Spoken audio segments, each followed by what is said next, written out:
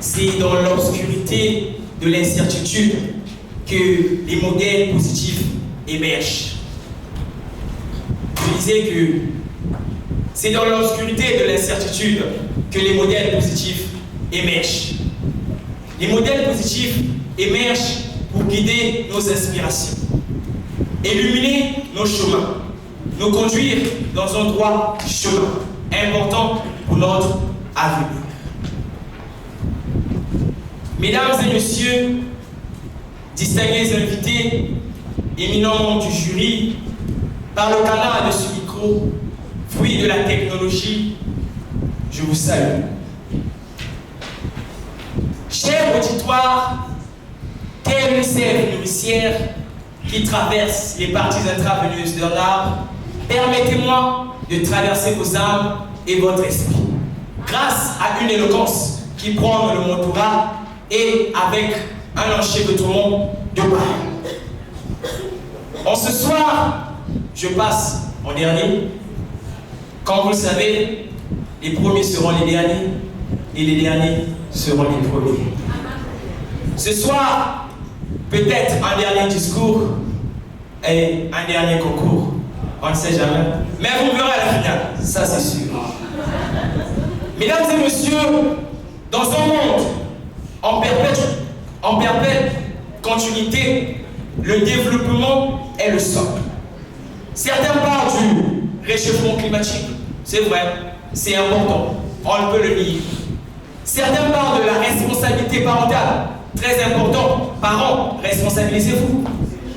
Certains parlent d'avoir des opportunités de travail, de donner à la jeunesse ces opportunités. Oui, c'est important. Mais ce soir, je viens avec le socle du développement, du socle central de notre pays, qui est le mentorat. Vous savez, pour se développer, pour avancer, on a besoin d'un leader. Un homme pleinement rempli du leadership, un homme confiant, une femme confiante, remplie d'esprit pour vous encourager. Des modèles positifs. En ce soir, je m'adresse précisément à la jeunesse congolaise en général et en particulier à la jeunesse porto-négrine. Les amis, ne considérez pas mon discours pour vous persuader afin que les membres du jury me donnent des points ou m'octroient les opportunités d'arriver à la finale, mais considérez mon discours pour vous transpercer vos âmes et quand vous sortirez d'ici, de vous trouver des modèles positifs. Alors, certains d'entre vous se demandent, c'est quoi un modèle positif? C'est quoi un leader? C'est quoi un mentor? Simplement, un mentor est une personne qui nous motive. Une personne qui possède des qualités que l'on veut atteindre. En ce soir, je me baserai sur l'éloquence. Et M. Géobu Solo est mon modèle positif dans l'éloquence. Car je veux marcher sur les pas tracés dans une traçabilité traçable avec des pierres et des pas éloquents. Mesdames et messieurs, la jeunesse porto-négrine, cessons de dire qu'on est parfait. Cessons de dire qu'on connaît. Les gars, quand dit Géobu Solo, mais mon frère, tu connais rien, tu ne sais rien, arrête de péter que tu sais, tu ne connais rien. Mais les gars, on ne connaît rien. Sans trouvons les modèles, en trouvant les gens qui nous inspirent, en trouvant les grands qui ont réussi, que l'on va réussir. Pour un peu sortir de notre pays, je vous parlerai du Sénégal. Et oui, après les élections, après avoir déchu le président Macky Sall, vous avez compris que le mentorat d'Ousmane Sonko a été important pour Bassirou Diomaye Faye. Je ne peux nier que Bassirou était bon. Je ne peux nier que Bassirou était bon pendant les élections. Mais posez-vous la question à l'intérieur de vous-même. Est-ce que Bassirou Diomaye Faye, sans Ousmane Sonko, aurait gagné les élections présidentielles du Sénégal? Je dirais non, je ne pense pas. C'est grâce au mentorat, je répète, le mentorat de Ousmane Sonko que Diomaye Faye est devenu président. Les gars, sur le chemin de la réussite, la persévérance, oui, on a parlé de la persévérance, on a parlé, je suis africain, je suis fier d'être africain, la jeunesse africaine. Mais où sont nos mentors? Où sont les gars qui nous motivent? Où irons-nous si on n'a pas d'exemple? Comment pourrais-je parler si bien si je n'ai pas suivi M. Solo que vous pouvez applaudir maintenant? Comment pourrais-je être éloquent si je n'ai pas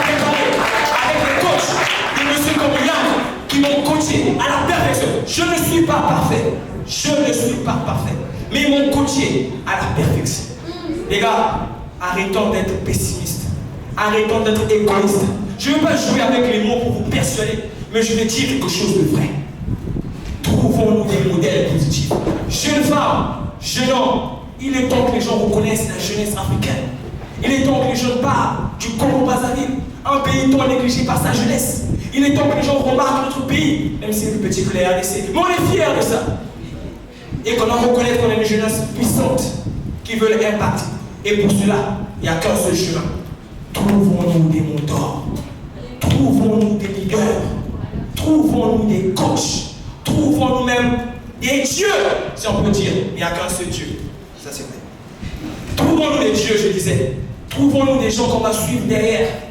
Je ne vous demande pas d'être constamment scotché sur quelqu'un que vous voyez, mais vous pouvez même prendre des histoires, des gens qui vous motivent dans l'histoire. Parlons de Nelson Mandela. J'ai un ami ici qui l'admire beaucoup. On ne l'a jamais vu, mais on l'admire parce qu'il a fait de grandes choses. Il a stoppé l'apartheid. Pourquoi pas m'inspirer de lui, devenir président, stopper la corruption. Vous pouvez applaudir s'il vous plaît.